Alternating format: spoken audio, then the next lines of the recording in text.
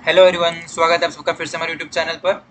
और ये वाली वीडियो हम लोग आज बात करेंगे हमारी केमिस्ट्री की स्ट्रेटजी के बारे में। काफ़ी टाइम से बच्चे बोल रहे थे कि सर एक वीडियो लेके आइए जिसमें आप बता सकें कि कौन कौन से इंपॉर्टेंट टॉपिक्स हैं। हमने जो हमारी ये बुक लॉन्च की थी एक डेढ़ महीने पहले, उसमें हम लोगों ने आपको ब्लूप्रिंट भी दिया था। और उसमें हम लोगों ने पूरी कोशिश की थी कि आप लोग को एक आइडिया लग सके कि किस चैप्टर में से कितने क्वेश्चंस अभी तक 5 साल में पूछे जा चुके हैं। ठीक है, आज उसी को हम थोड़ा और एक्सप्लेन करते हुए समझाने की कोशिश करूंगा। तो ये आपका सेकंड ग्रेड एग्जामिनेशन का साइंस का पैटर्न है। ठीक है, आपके टोटल क्वेश्चन आते हैं सेकंड लेवल में 90 नंबर्स के। और जनरली केमिस्ट्री के क्वेश्चन 32 33 या फिर इसको आप ले सकते हो 28 to 30 क्वेश्चन आपको देखने को मिल जाएंगे। ठीक है, वहीं मैं ग्रेजुएशन लेवल की बात करूं तो इसमें भी आपको 8 से 10 क्वेश्चन ग्रेजुएशन लेवल में देखने को मिल जाएंगे। तो टोटल क्वेश्चन जो बनते हैं 44 तो नहीं, एक तरह से आप मान सकते हैं 38 से 40 तक क्वेश्चन आपके किसके आ जाते हैं, केमिस्ट्री के। तो बहुत ईजिली आप कम से कम 30 क्वेश्चन तो बहुत ईजिली एनसीईआरटी से पढ़ के अटेम्प्ट कर सकते हैं। जिसने ऊपर ऊपर से भी एनसीईआरटी को पढ़ा है ढंग से, वो 30 क्वेश्चन तो अटेम्प्ट कर लेगा। अगर 38 तक पहुंचना है तो थोड़ा कंसेप्चुअली आपको पढ़ना पड़ेगा। ठीक है, चलिए देखें अपन आगे। तो ये आपका सिलेबस था। सीनियर सेकंड लेवल में इनऑर्गेनिक केमिस्ट्री में 3 चैप्टर है, फिजिकल में 2 थे आपके, ऑर्गेनिक में 2 हैं। वहीं ग्रेजुएशन लेवल की बात करूँ तो उसने दे रखे हैं 8 चैप्टर, 5 और 6। लेकिन अभी तक जो 5 साल का आप इस पेपर को देखेंगे, ट्रेंड देखेंगे, तो मुझे ऐसा जैसा लगा नहीं कि उसने कोई भी ग्रेजुएशन लेवल का या स्टैंडर्ड का क्वेश्चन पूछा है। आपको एनसीईआरटी की एज इट इज़ लाइन देखने को मिल जाएगी। जो हमने एनसीईआरटी आपके द्वारा लॉन्च की थी उसमें भी मैंने आपको पेज नंबर वाइज और जिस पैराग्राफ के नीचे से उसने क्वेश्चन पूछा है वो मैं आपको बता चुका हूँ। ठीक है, तो ये सीनियर सेकेंडरी लेवल का सिलेबस है और ये ग्रेजुएशन लेवल का है। ठीक है, और ये हमारा ब्लूप्रिंट था। इसमें हम लोगों ने पूरा कोशिश की थी कि आपको अंदाजा हो सके कि किस ईयर में किस चैप्टर से कितने क्वेश्चन पूछे हैं। ठीक है, तो ये दोनों क्वेश्चन को कंबाइन मिला के है, ये स्कूल एजुकेशन में भी और संस्कृत एजुकेशन को मिला को टोटल कितने, जैसे 2011 में 3 क्वेश्चन पूछे हैं, 13 में एक, जो 16 में एग्जाम लगा था उसमें एक, 18 में एक और 22 में कितने पूछे हैं, 6। तो जनरली इसको अपन मान सकते हैं कि 3 संस्कृत एजुकेशन में पूछेंगे और 3 स्कूल एजुकेशन में पूछेंगे। ठीक है, वहीं केमिकल बॉन्डिंग मॉलिक्यूलर स्ट्रक्चर, तो ये सारा ब्लूप्रिंट मैं आपको प्रोवाइड करा चुका हूँ। आज हम लोग सिलेबस के बारे में डिस्कस करेंगे कि आप एटलीस्ट 25 से 30 क्वेश्चन नॉर्मल रिवीजन करके कैसे अटेम्प्ट कर सकते हैं। ठीक है, तो आपको कौन कौन से मेजर टॉपिक है जिससे आप 30 क्वेश्चन इजीली अटेम्प्ट कर सकते हैं। तो सबसे हम पहले बात करेंगे एटॉमिक स्ट्रक्चर की। इसमें जो सबसे पहले पढ़ना है आपको, क्वांटम नंबर्स पढ़ना है, बहुत इंपॉर्टेंट है, एक क्वेश्चन हमेशा पूछा है। फिर तीनों प्रिंसिपल पढ़ना है, aufbau principle, Pauli's exclusion principle and Hund's rule. ठीक है, ये चारों बहुत इंपॉर्टेंट है, एक या दो क्वेश्चन आपको इनसे देखने को मिल जाता है। सेकंड क्वेश्चन इनसे जो बनता है वो है एम्पेरिकल फॉर्मूला का, देखने को मिला है हमको कि अभी तक जो 5 साल में ट्रेंड है उसमें एम्पेरिकल फॉर्मूला से भी क्वेश्चन पूछा है। ठीक है, तो ये 5 साल में इन टॉपिक्स में से आपसे क्वेश्चन पूछे गए। इस बार अपन कह नहीं सकते कि इसी में से पूछे, इसके लिए आपको जैसे डी ब्रॉगली इक्वेशन है, इसकी इक्वेशन याद करनी है, अनसर्टेनिटी प्रिंसिपल है, इसकी भी इक्वेशन याद करनी है। ठीक है, तो ये दो चीज़ आप एक्स्ट्रा पढ़ सकते हैं। एक मूल कंसेप्ट अगर आप पढ़ सकते हैं, फॉर्मुलेज जिसका मॉलिक्यूलर मोलिटी क्या होती है, मोलिटी क्या होती है, मोल फ्रैक्शन क्या होता है, अगर आप ये पढ़ सकते हैं तो वेल एंड गुड है। इलेक्ट्रॉन कॉन्फिगरेशन अपन ये पीरियोडिक टेबल में पढ़ ही लेते हैं। ठीक है, तो ये 3-4 टॉपिक एक्स्ट्रा हैं जो आप पढ़ के जा सकते हैं।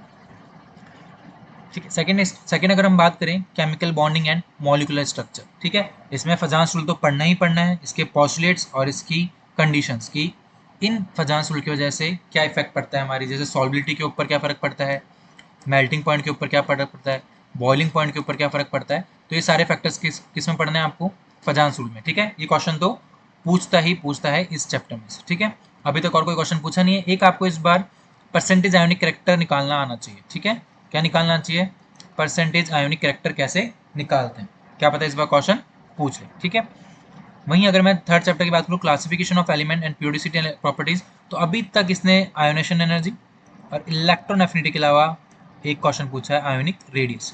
इन तीन में से एक क्वेश्चन घुमा रहा है। ठीक है, जैसे आयोनेशन एंथैल्पी पढ़नी है आपको, इलेक्ट्रॉन गेन एंथैल्पी पढ़नी है, इलेक्ट्रोनेगेटिविटी पढ़नी है और एटॉमिक एंड आयोनिक रेडियस। तो ये पीरियोडिसिटी के जो टॉपिक्स हैं ये तो मोस्ट इंपॉर्टेंट, जिसमें से आयोनेशन एनर्जी तो वो हमेशा ही पूछ रहा है, इस टॉपिक को तो छोड़ना ही नहीं। और एक इलेक्ट्रॉन गेन एंथैल्पी, इनको तो बिल्कुल, इनके जो भी एक्सेप्शंस हैं और जो भी जनरल ट्रेंड है वो तो आपको क्या करना है, घोट के पढ़ने ही पढ़ना। ठीक है, एक्सेप्शन एंड जनरल ट्रेंड, 2 से 3 क्वेश्चन इस चैप्टर में से भी क्या मिलेंगे आपको देखने को मिल जाएंगे। ठीक है, उसके अलावा इलेक्ट्रॉनिक कॉन्फ़िगरेशन जो एक्सेप्शन केस है, जैसे हमारा पीडी का है, पीटी का है, हमारा एयू का है, ठीक है, आरयू का है, आरएच का है, तो तो जो भी आपके एक्सेप्शनल इलेक्ट्रॉनिक कॉन्फ़िगरेशन है ना, वो भी आपको क्या करना है इसमें याद करके जाना है, ठीक है।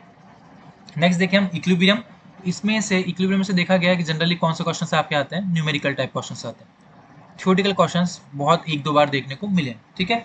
इसमें से एसिड बेस कंसेप्ट है, पीएच निकालने के लिए पूछा हुआ है उसने। सॉल्वेटेड प्रोडक्ट से क्वेश्चन आता ही आता है, इसको आपको नहीं छोड़ना है। इसकी जो भी आपकी शॉर्टकट है वो आपको याद कर सकते हैं।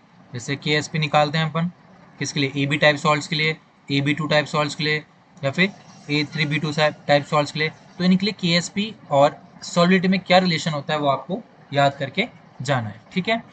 ली चैटलर प्रिंसिपल से अभी तक क्वेश्चन पूछा नहीं है, मे बी इस बार पूछ ले, तो आपको कंसेप्ट पता होना चाहिए कि ली चैटलर प्रिंसिपल आखिर है क्या, प्रेशर का इफेक्ट कैसे पड़ता है, वेपर वॉल्यूम का इफेक्ट कैसे पड़ता है, नंबर ऑफ मोल्स का इफेक्ट कैसे पड़ता है, वो सब आपको किसमें पढ़ना है, ली चैटलर प्रिंसिपल में पढ़ना है, ठीक है। मैं सिर्फ इंपॉर्टेंट टॉपिक बता रहा हूँ जो पिछले 5 साल में आ चुके हैं, जिससे आप एटलीस्ट 25 से 30 क्वेश्चन अटैम्प्ट कर सकते हैं। अगर आपको इसको 38 पे लेके जाना है तो आपको ऑब्वियसली बात है सिलेबस को थ्रोली पढ़ के जाना पड़ेगा, ठीक है। रिडॉक्स रिएक्शन की बात करें तो जनरली ऑक्सीडेशन स्टेट निकलवाता है इस चैप्टर में। एक तो ऑक्सीडेशन स्टेट निकलवाता है और एक क्या करवाता है, आपकी इक्वेशन को बैलेंस करवाता है।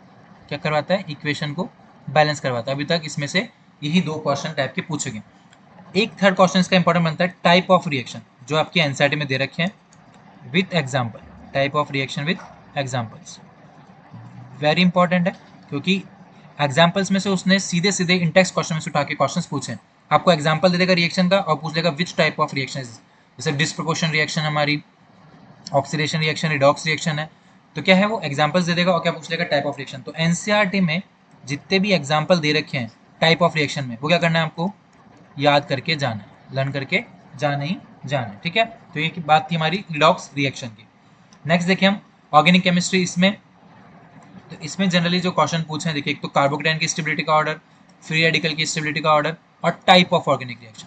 अभी तक इन तीनों में से क्वेश्चन पूछे हैं, वेरी इंपॉर्टेंट। इलेक्ट्रोफाइल पूछ लेता है वो कि which of the following is electrophile, which of the following is nucleophile. तो ये बेसिक चैप्टर है जो आप एनसीईआरटी से आसानी से कवर कर सकते हैं, ठीक है। कार्बोकेटाइन की स्टेबिलिटी का ऑर्डर याद रखना है, एक तो फ्री रेडिकल और टाइप्स ऑफ ऑर्गेनिक रिएक्शन में जैसे एडिशन रिएक्शन है, आपकी एलिमिनेशन रिएक्शन है। तो एडिशन में भी 2 तरह की होती है, एक तो सब्सटीट्यूशन और एडिशन। जैसे मान लीजिए आपकी 2 टाइप की, मान लीजिए एक है सब्सटीट्यूशन रिएक्शन, ठीक है। अभी न्यूक्लियोफिलिक सब्सटीट्यूशन होगी कि इलेक्ट्रोफिलिक सब्सटीट्यूशन होगी, वैसे ही एडिशन भी न्यूक्लियोफिलिक एडिशन होगी कि इलेक्ट्रोफिलिक एडिशन होगी। तो इस तरह से आपको जो वर्गीकरण कर रखा है टाइप ऑफ ऑर्गेनिक रिएक्शन का, वो आपको पढ़ के जाना है और इनके एग्जाम्पल्स जैसे अपन बेंजीन पढ़ते हैं, तो बेंजीन में अपन कौन सी रिएक्शन पढ़ते हैं, इलेक्ट्रोफिलिक सब्सटीट्यूशन रिएक्शन पढ़ते हैं।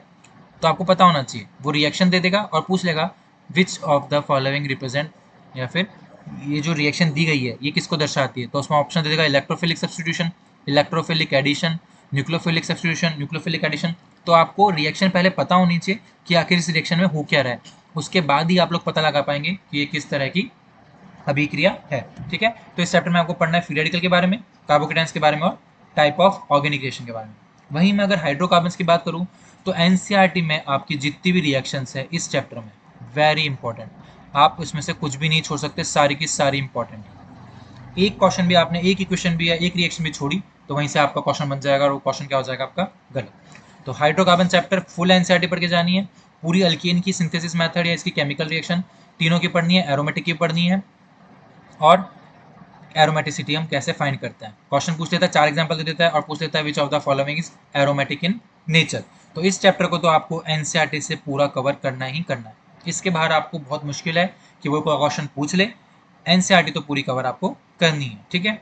नेक्स्ट चैप्टर की बात करें हम, कोऑर्डिनेशन कंपाउंड, वर्नर में से पूछा हुआ है, प्राइमरी सेकेंडरी वैलेंसी पूछता है वो, नोमेनक्लेचर का क्वेश्चन हमेशा एक बार आता ही आता है, ठीक है। उसके अलावा लिगेंड्स के बारे में पूछता है, लिगेंड्स बहुत इंपॉर्टेंट है, आपको 4 एग्जांपल दे देगा और पूछ लेगा पॉलीडेंटेड लिगेंड कौन सा है, एम्बीडेंटेड लिगेंड कौन सा है, isomerism again important topic, and colour and magnetic properties. अभी तक इनमें से क्वेश्चन पूछे गए हैं, लिगेंड से पूछे गए हैं, वर्नर थ्योरी से पूछे गए हैं, आईयूपीएससी नोमेनक्लेचर पूछता ही पूछा है, आइसोमेरिज्म तो बहुत इंपॉर्टेंट फेवरेट टॉपिक है आरपीएससी का, कलर्स और मैग्नेटिक प्रॉपर्टीज। ये छोटे छोटे टॉपिक है जो आपको ईजिली एक क्वेश्चन से लेके 2 क्वेश्चन तक आपको एग्जाम में देखने को मिलेंगे। अगर आप छोड़ के जाते हैं तो आपका इसमें बहुत बड़ा घाटा है, क्योंकि इतना इसमें सुपर साइंस है नहीं, आपको जनरली जरा सा कंसेप्ट समझना है, आप कोऑर्डिनेशन कंपाउंड के क्वेश्चंस आराम से करके आ सकते हैं, ठीक है। नेक्स्ट चैप्टर है मॉलिक्यूलर स्ट्रक्चर, इसमें वीबीटी इंपॉर्टेंट है और एक VSEPR थ्योरी, इसकी मैंने टेबल दे रखी है आपको कि मॉलिकुलर शेप, एक तो इसमें बच्चे बहुत कंफ्यूज होते हैं शेप और ज्योमेट्री में, तो मैं आपको बता चुका हूँ जो शेप है वो कौन डिसाइड करता है, आपके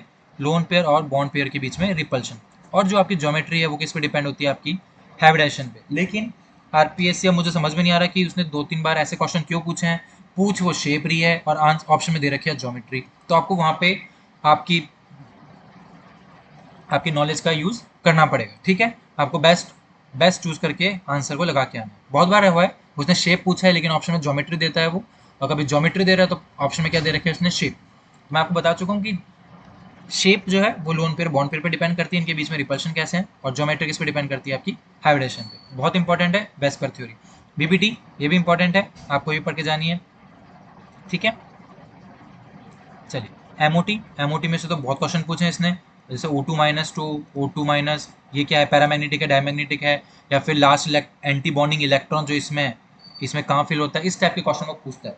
या फिर कौन सा पैरामैग्नेटिक है, या फिर इसका बॉन्ड ऑर्डर पूछ लेगा, बॉन्ड लेंथ पूछ लेगा, तो ये सब किस में आ जाएंगे, आपके मॉलिक्यूलर ऑर्बिटल थ्योरी में। बहुत इंपॉर्टेंट है, एक क्वेश्चन जनरली आपको देखने को मिलता है किससे, एमओटी से, और एक क्वेश्चन किससे देखने को मिलता है आपको, वेस्पर थ्योरी से। तो ये दो थ्योरी तो आपको छोड़ के नहीं जानी, ठीक है। जीरो ग्रुप एलिमेंट्स है छोटा, लेकिन हमेशा इसने 2 से 3 क्वेश्चन पूछे हैं, और जनरली वो भी किसके ऊपर पूछे हैं, स्ट्रक्चर, शेप, ज्योमेट्री। जिनॉन की जो कॉम्प्लेक्सेज हैं उसके शेप, स्ट्रक्चर और ज्योमेट्री पे इसमें जीरो ग्रुप एलिमेंट्स में से क्वेश्चन पूछे हैं। तो इस चैप्टर को तो छोड़ के नहीं जाना है, चाहे आप पी ब्लॉक छोड़ दो, लेकिन एस जीरो ब्लॉक तो आपको ग्रुप तो नहीं छोड़ना है। जीरो ग्रुप को अपन क्या बोलते हैं, ग्रुप 18, ठीक है। एस ब्लॉक में जो आपके स्टार्टिंग में दे रखे हैं alkali metals and alkaline metals, जो उसमें कॉम्प्लेक्सेस दे रखे हैं, जैसे सोडियम बाइकार्बोनेट दे रखा है, कैल्शियम ऑक्साइड दे रखा है, आपका जिप्सम दे रखा है, प्लास्टर ऑफ पेरिस दे रखा है, तो उनको नहीं छोड़ना है आपको, वो बहुत इंपॉर्टेंट है। जो अल्काली मेटल्स या अल्कलाइन अर्थ मेटल्स की कॉम्प्लेक्सेस हैं वो आपको पढ़ के जाने, ठीक है। पीरियोडिसिटी तो आपको पढ़नी है, लेकिन उसके अलावा जो भी आपके लास्ट पेज में कॉम्प्लेक्सेस दे रखे हैं वो आपको इसमें पढ़ना है, ठीक है। पी ब्लॉक आप एक क्वेश्चन के लिए छोड़ सकते हैं, अगर आपका पूरा सिलेबस कवर हो गया है तब तो आप पी ब्लॉक की तरफ जाइए, वरना आप एक क्वेश्चन के पीछे मेरी माने तो ना भागें, ठीक है। उसके बजाय आप एस ब्लॉक पढ़ सकते हैं और जीरो ग्रुप पढ़ सकते हैं, ठीक है। वहीं मैं डी ब्लॉक की बात करूं तो ये इतना बड़ा चैप्टर है, लेकिन आरपीएससी ने आज तक सिर्फ इससे क्वेश्चन पूछा है, तो पूछा है मैग्नेटिक प्रॉपर्टीज से और कलर से, इन दो के अलावा इसने क्वेश्चन नहीं पूछा। अब की बार संस्कृत एजुकेशन में एक स्टेटमेंट का क्वेश्चन पूछा था इंटरस्टिशियल कंपाउंड से, तो 4 लाइन एनसीईआरटी में एज इट इज छाप रखी है, वही किसने छाप दी, आपकी आरपीएससी ने छाप दी। तो मैं अभी भी बोल रहा हूँ, जिसको एनसीईआरटी बाय टिप्स याद है वो ग्रेजुएशन लेवल की तरफ ना भागे प्लीज़, क्योंकि ग्रेजुएशन लेवल का मेरे को ऐसा कोई सच क्वेश्चन नहीं लगा है कि जो ग्रेजुएशन लेवल का है, पूरी की पूरी जो क्वेश्चंस आए हैं आरपीएससी ने एनसीईआरटी को ही फॉलो किया है, एक एक क्वेश्चन एनसीईआरटी से। एक आध क्वेश्चन मैं बोल रहा हूँ अभी भी, एक आध क्वेश्चन ऐसा है जो आपके जैसे मिसलेनियस टॉपिक है, अभी हम आगे पढ़ेंगे, वो आपको एनसीईआरटी में नहीं मिलेंगे, तो वो आपको ग्रेजुएशन लेवल का थोड़ा बहुत पढ़ना पड़ेगा। लेकिन जो जनरली मोस्ट ऑफ द जो चैप्टर्स हैं जो एनसीईआरटी में, आपको एनसीईआरटी को ही पढ़ के जाना है।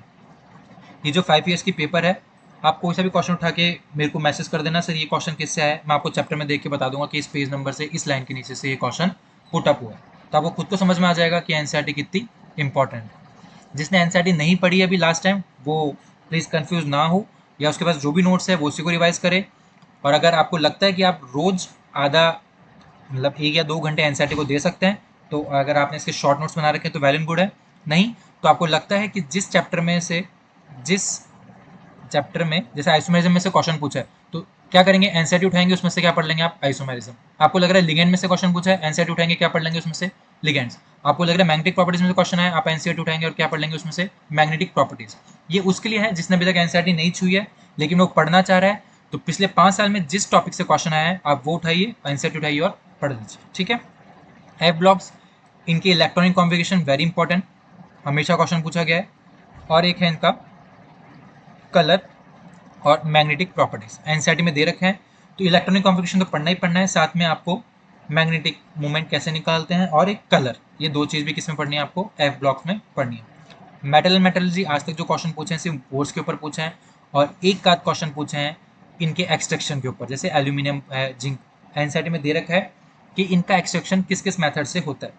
तो जनरली जो क्वेश्चन पूछा है अभी तक कोर्स से पूछा है, और एक आध बार किससे पूछा है, इनके एक्सट्रैक्शन मेथड से। तो अगर एनसीईआरटी पढ़ रखी है तो वेल एंड गुड है, नहीं तो अभी भी टाइम है, आप इनके एक्सट्रैक्शन मेथड जो मेन है वो आप पढ़ के जा सकते हैं, ठीक है। और ओर्स तो आपको हर मेटल के याद करने ही है। नेक्स्ट देखिए non metals and there compounds, अभी तक एक क्वेश्चन पूछा है सिर्फ डायमंड और ग्रेफाइट का, और एक पूछा था अभी प्लास्टर ऑफ पेरिस का, अभी तक और क्वेश्चन पूछा नहीं इस चैप्टर में से। तो वैसे आरपीएससी अनप्रिडिक्टेबल है, आप कुछ नहीं कह सकते, तो जिसने सब कुछ पढ़ लिया उसके लिए तो बेस्ट है, नहीं तो आप बेटर है कि जैसे नाइट्रोजन के जो पी ब्लॉक में नहीं पढ़ते हैं, अगर ऑक्सो एसिड्स पढ़ सकते हैं तो नाइट्रोजन, सल्फर और फॉस्फोरस के आप पढ़ लीजिए, ठीक है। एक क्वेश्चन जनरली देखने को मिल जाता है। कार्बन के आपको पढ़ना ही है, डायमंड, ग्रेफाइट और फुलरिन, ये तो एनसीईआरटी से कवर हो जाएंगे। नाइट्रोजन, सल्फर और फॉस्फोरस के एलोट्रोप्स तो पढ़ना ही है आपको, जैसे रेड, व्हाइट और ब्लैक फॉस्फोरस, सल्फर में गामा, रोम्बिक सल्फर होता है, मोनोक्लिनिक सल्फर होता है, वो पढ़ना है आपको। इसके अलावा जो पी ब्लॉक में आपके ऑक्सो एसिड्स और ऑक्सा एसिड्स दे रखे हैं, तो वो भी अगर आप पढ़ सकते हैं तो प्लीज़ पढ़ लें। ये जो प्लास्टर ऑफ पेरिस है ये आपका एस ब्लॉक में दिया हुआ है पीछे ग्रुप 2 एलिमेंट्स में, तो आप ये वहाँ से पढ़ सकते हैं। सीमेंट में से क्वेश्चन आया था कि सीमेंट को जो हार्डन करता है उसमें जो मटेरियल डालते हैं इसको हार्ड करने के लिए, वो कौन सा मटेरियल होता है, तो उसका आंसर क्या था आपका जिप्सम, सीधे एनसीईआरटी से पूछा हुआ क्वेश्चन। तो आप प्लीज़ ग्रेजुएशन लेवल की तरफ ना भागें, अगर आपका कोर्स हो गया है तो फोकस करें कि एक तो एनसीईआरटी के एग्जाम्पल्स जो इन टेक्स्ट में दे रखे हैं, जो अंदर एग्जाम्पल्स दे रखे हैं, वो डेली एक चैप्टर उठाइए, मैं ज़्यादा नहीं बोल रहा हूँ, जैसे आज एक चैप्टर उठा लिया, आपको क्या करना है, 1 घंटा इसके इन टेक्स्ट एग्जाम्पल को देना। क्या करना है, इसके इन टेक्स्ट एग्जाम्पल को देना है। सीधे सीधे क्वेश्चन आरपीएससी ने पूछ रखे हैं, तो कुछ नहीं करना है, अभी आपके पास बहुत टाइम है, रोज एक चैप्टर उठाइए और उसके क्या कर डालिए आप, इन टेक्स्ट एग्जाम्पल्स, जिसमें सॉल्यूशन दे रखा है वैल एंड गुड है। अगर आपको सॉल्यूशन नहीं मिल रहा है, जो सीधे क्वेश्चन दे रखे हैं, आप नेट पे सर्च कर सकते हैं, आपको नेट पे भी नहीं मिलता है तो आप इस वीडियो के नीचे कमेंट सेक्शन में कमेंट करके बोल सकते हैं, मैं आपको इंटेक्स क्वेश्चन की सॉल्यूशन की पीडीएफ प्रोवाइड करा दूँ, ठीक है। केमिकल काइनेटिक्स बहुत ईजी क्वेश्चन पूछे हैं, इसमें हार्ड क्वेश्चन नहीं पूछा है, जनरली सेम क्वेश्चन पूछता है तो या तो टी हाफ निकलवा देता है या फिर आपको लिख देता है कि इतनी 99% रिएक्शन कितने टाइम में होगी, तो वो फर्स्ट ऑर्डर से रिलेटेड या फिर सेकेंड ऑर्डर रिलेटेड से, एक तो इसका रेट कांस्टेंट की ऑर्डर वो पूछ लेता है यूनिट, या फिर न्यूमेरिकल पूछ लेता है कि मान लीजिए कि 50% रिएक्शन इतने टाइम में हो रही है तो 99% रिएक्शन कितने टाइम में होगी। तो सेम सिंपल सवाल पूछे हैं इसमें से, केमिकल काइनेटिक्स में से आपको ज़्यादा कुछ और पढ़ने की जरूरत नहीं है। सॉल्यूशन, इसमें से आपको क्वालिटेटिव प्रॉपर्टीज में से हमेशा क्वेश्चन पूछे हैं, न्यूमेरिकल्स भर भर के पूछे हैं, चाहे वो लोअरिंग ऑफ वेपर प्रेशर हो, चाहे फ्रीजिंग पॉइंट का हो, चाहे एलिवेशन ऑफ बॉइलिंग पॉइंट का हो। एसोसिएशन और डिसोसिएशन में से पूछा है आपका, वेंट ऑफ फैक्टर पे क्वेश्चन पूछता है वो, वेंट ऑफ फैक्टर बहुत इंपॉर्टेंट टॉपिक है उसका, तो वेंट ऑफ फैक्टर पे भी क्वेश्चन पूछता है। और कॉलिगेटिव प्रॉपर्टीज में से वो क्या पूछेगा, आपके न्यूमेरिकल्स पूछे, ठीक है। इसमें आपको याद रखना है, सॉल्यूशन में सारे फॉर्मूलाज याद रखना है। इलेक्ट्रोकेमिस्ट्री अगेन इंपॉर्टेंट टॉपिक है आपका, फुलराउस लॉज में से क्वेश्चन पूछा ही है उसने, ठीक है। और cell constant, specific equivalent conductivity, इनके सबके फॉर्मूले क्या करना है, आपको याद करना है। तो आपको फिजिकल की तो अलग से एक मेरे हिसाब से अलग फॉर्मूला शीट आप बना सकते हैं, जब आप नोट्स पढ़ रहे हो तो आपके पास एक ऐसी कॉपी रहनी चाहिए जिसमें से आप रिवीजन करते वक्त आपको लग रहा है कि यार ये पैराग्राफ है, इसमें से 2 पॉइंट इंपॉर्टेंट है, तो आप क्या करो, फटाफट साइड में एक डायरी रखो और 2 पॉइंट उसमें लिख दो। आपको लग रहा है ये इंपॉर्टेंट फॉर्मूला है, कुछ नहीं करना है, साइड में डायरी रखनी है और उसमें लिख देना इलेक्ट्रोकेमिस्ट्री, ये इंपॉर्टेंट फॉर्मूला लिख दिया। इससे इजीली क्या होगा कि आपको मान लो एग्जाम के 2 दिन पहले पढ़ना है, तो आप पूरी कंपाइलेशन तो उठाओगे नहीं, डायरी उठाई, 20 पेज भर रहे होंगे आपके, 20 पेज फटाफट रिवाइज किया, आपको खुद को भी लगेगा, कॉन्फिडेंस भी जनरेट होगा, क्या मुझे सारा चीज़ आती है। तो रिवीजन करने का सबसे बेस्ट तरीका यही है कि आप जब पढ़ रहे हो तो साइड में एक छोटी डायरी रखें, आपको लग रहा है कि इस पेज में ये इंपॉर्टेंट है, आप उसमें लिख लीजिए, ठीक है। नेक्स्ट है हमारा सरफेस केमिस्ट्री, 1-2 क्वेश्चन इसमें से भी पूछे हैं, ठीक है। होमोजीनियस हेटेरोजीनियस कैटालिसिस में आपके जो एग्जांपल दे रखे हैं उसमें से क्वेश्चन पूछता है। कॉलाइड्स में से, टाइप्स ऑफ कॉलाइडल सिस्टम में से तो बहुत ही क्वेश्चन पूछे हैं कि डिस्पर्स फेज ये है, डिस्पर्जन मीडियम ये है, तो आपका कौन सा कॉलाइड होगा, बहुत इंपॉर्टेंट टॉपिक है। टेबल मैंने दे रखी है आपको, आप टेलीग्राम चैनल पे जाके टेबल देख सकते हैं, या फिर आप हमारे ऐप पे लॉगिन करेंगे तो फ्री सेक्शन मटेरियल में भी मैंने फ्लो चार्ट्स में ये टेबल डाल दी है, आप वहाँ से भी इसको डाउनलोड कर सकते हैं, ठीक है। स्टेट्स ऑफ मैटर बहुत बड़ा चैप्टर है लेकिन क्वेश्चन पूछे हैं बहुत छोटे से। सॉलिड स्टेट में से जनरली वो क्वेश्चन पूछता है, आपकी टेबल है जो ऑर्थोरॉम्बिक, टेट्रागोनल और इसमें अल्फा, बीटा, गामा, ए, बी, सी, इनके जो पैरामीटर्स हैं उसके ऊपर क्वेश्चन पूछा हुआ है। गैशियस स्टेट में फॉर्मूला बेस्ड क्वेश्चन पूछे हैं, फॉर्मूला बेस्ड क्वेश्चन पूछे। एक क्वेश्चन तो ये पूछा था कि वैन डर वाल इक्वेशन कौन सी सही है, इस बार आपकी स्पीड के ऊपर से भी क्वेश्चन आ सकता है, ठीक है। तो ये लिक्विड स्टेट में से अभी तक क्वेश्चन पूछा नहीं इसने, तो ये पूरा चैप्टर इतना बड़ा है कि इसमें से इतने क्वेश्चन बन सकते हैं, लेकिन आरपीएस ने इसको टच नहीं किया, 1 या 2 क्वेश्चन जनरली पूछता है। एक क्वेश्चन सॉलिड स्टेट में से देता ही है वो, एक किसमें से देता है, आपके गैशियस स्टेट में से, ठीक है। नेक्स्ट टॉपिक है आपका रिएक्शन मैकेनिज्म, इंपॉर्टेंट टॉपिक है। एक तो डायरेक्टिव इन्फ्लुएंस पूछता है वो कि ऑर्थो है या मेटा है या पैरा है, ठीक है। और इसमें से पूछता है आपका इलेक्ट्रोफिलिक एडिशन सब्स्टिट्यूशन, वही टाइप्स ऑफ रिएक्शन आप लोगों ने ऊपर पढ़े होंगे, तो वही है, रिएक्शन दे देगा और पूछ लेगा कि which kind of reaction is this, ठीक है। इंडक्टिव इफेक्ट इंपॉर्टेंट है, हाइपर कंजुगेशन इंपॉर्टेंट, तो आपको पता होना चाहिए कि कब प्लस आई लग रहा है, कब माइनस आई लग रहा है, या फिर कितने हाइपर कंजुगेशन स्ट्रक्चर बनेंगे, इसके वजह से उसकी स्टेबिलिटी और रिएक्टिविटी पे क्या असर पड़ेगा। तो ये सब आपको किस में पढ़ना है, रिएक्शन मैकेनिज्म में। ज़्यादा ग्रेजुएशन लेवल पे नहीं जाना है। अगर किसी के पास नोट्स हैं, वैसे आजकल सबके पास नोट्स हैं, सब कोचिंग के नोट्स हैं, फालतू में ग्रेजुएशन लेवल की तरफ नहीं भागिए। अगर आपको लगता है कि कहीं कमी रह रही है, ऐसा कोई क्वेश्चन है नहीं, वैसे आप 5 साल के पेपर देखेंगे या जो हम ये हमने जो पीडीएफ बना रहे इसमें देखेंगे, तो आपको जनरली बहुत इजी क्वेश्चन मिलेंगे, नीट लेवल से ऊपर नहीं जाता है। नीट लेवल ही बहुत ऊपर है, बच्चे पता नहीं क्यों लगे पड़े हैं, एलन का मॉड्यूल सॉल्व करना है, आकाश का मॉड्यूल सॉल्व करना, अच्छी बात है, लेकिन अगर स्मार्ट स्टडी करनी है, सिलेक्शन चाहिए, तो आपको स्मार्ट ही पढ़ना पड़ेगा, ठीक है। तो अगर आपको लगता है इंडक्टिव और हाइपरकंजुगेशन आपको कवर नहीं हो रहा है, तो आप इसको थोड़ा एक्स्ट्रा नीट लेवल से पढ़ सकते हैं, ठीक है। Spectroscopic technique, Lambert Beer law, auxochrome, chromophore पूछता है, और एक इसमें पूछता है आपकी कैलकुलेशन, जो वुडवर्ड फिशर रूल है आपका, उसमें से एक क्वेश्चन लैम्बडा मैक्स निकालने के लिए आता ही है। Lambert Beer law formula based question पूछता है। ऑक्सोक्रोम और क्रोमोफोर में आपको 4 ऑप्शन दे देगा और पूछ लेगा कि इनमें से कौन सा क्रोमोफोर है या फिर ऑक्सोक्रोम है। तो हमने इसके नोट्स बना के ग्रुप पे डाल रखे हैं, अगर किसी को नहीं मिलते हैं तो वो आप कमेंट सेक्शन में कमेंट करके बोल सकते हैं, मैं आपको पीडीएफ प्रोवाइड करा दूंगा, ठीक है। तो स्पेक्ट्रोस्कोपिक टेक्निक्स में जनरली इतना ही पढ़ना है, ज़्यादा नहीं पढ़ना है, ज़्यादा के चक्कर में आप वो सब भी छोड़ देंगे जो आपको आता है, ठीक है। आईआर में क्या पढ़ना है, एक तो characteristics observation of common functional group important है। आपको जनरली मेन चीज़ याद रखनी है, अल्कीन की रखनी है, अल्कीन, अल्काइन, और फंक्शनल ग्रुप में कार्बोनिल ग्रुप में, ठीक है। जैसे एल्डिहाइड हो गया, कीटोन हो गया, ईस्टर हो गया, कार्बोक्सिलिक एसिड हो गया, अमाइड हो गया, तो इनकी आप रिलेटिवली अगर आईआर स्ट्रेचिंग फ्रीक्वेंसी पढ़ेंगे ना, तो आपको इजीली याद हो जाएगी। मैं हमेशा बोलता हूँ, अगर आपको कोई डेटा याद नहीं हो रहा है तो रात को सोते वक्त पढ़िए और सुबह उठ के बिना देखे उसको लिख डालिए, चाहे आपके पास वाइट बोर्ड हो या फिर कोई डायरी हो, आपको कभी ज़िंदगी में आप उस चीज़ को नहीं भूलेंगे। तो जो भी डेटा ऐसा है जो आपको याद नहीं हो रहा है, रात को रिवाइज करिए एट नाइट, और मॉर्निंग में क्या करिए, आप उठ के बिना देखे उसको लिख दीजिए, ठीक है।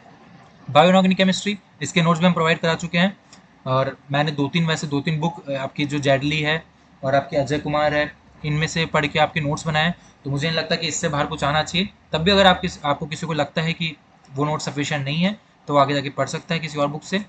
जनरली इसमें आपका डेफिशिएंसी डिजीज पूछता है कि किस मेटल आयन की वजह से कौन सी डेफिशिएंसी होती है, वो पढ़ना है। और इनके जो कॉम्प्लेक्स स्ट्रक्चर, जैसे आप कोबाल्ट का पढ़ते हो, कॉपर का पढ़ते हो, जैसे हीमोसाइनिन पढ़ना है, फिर का हीमोग्लोबिन मायोग्लोबिन पढ़ना है, कोबाल्ट का विटामिन B12 पढ़ना है, मैग्नीशियम अपना क्लोरोफिल में होता है।